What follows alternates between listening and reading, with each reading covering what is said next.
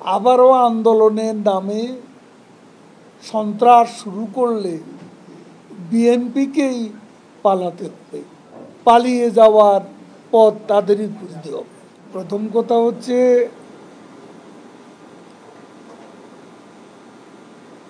আওয়ামী লীগের ইতিহাসে পালিয়ে যাওয়ার কোনো রেকর্ড নেই। 2007 সালে আর রাজনীতি করব না এই মুসলেকা দিয়ে বিদেশে পালিয়ে গেছে বিএনপির এখনকার যিনি ভারপ্রাপ্ত চেয়ারম্যান সেই তারেক রহমান। তাদের মূল নেতা পালিয়ে আছে। আর 28শে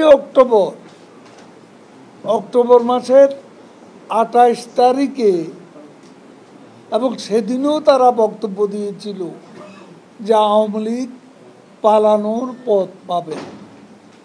শেষ পর্যন্ত দেখলাম ওয়ালটন ফ্রিজ কিনে অনেকের মতো আপনিও হয়ে যেতে পারেন মিলেনিয়াল। সেরা পণ্যের সেরা অফার।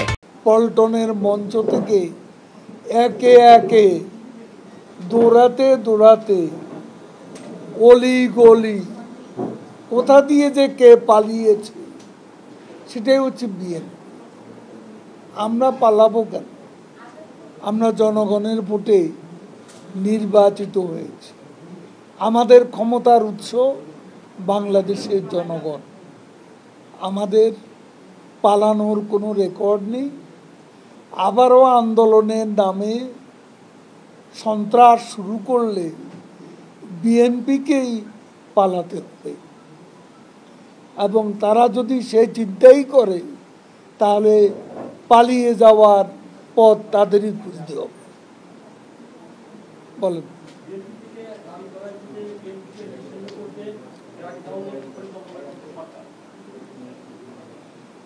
বিএনপিকে নিশ্চিহ্ন করার জন্য আওয়ামী লীগের দরকার, সরকারেরও কোনো প্রয়োজন নেই।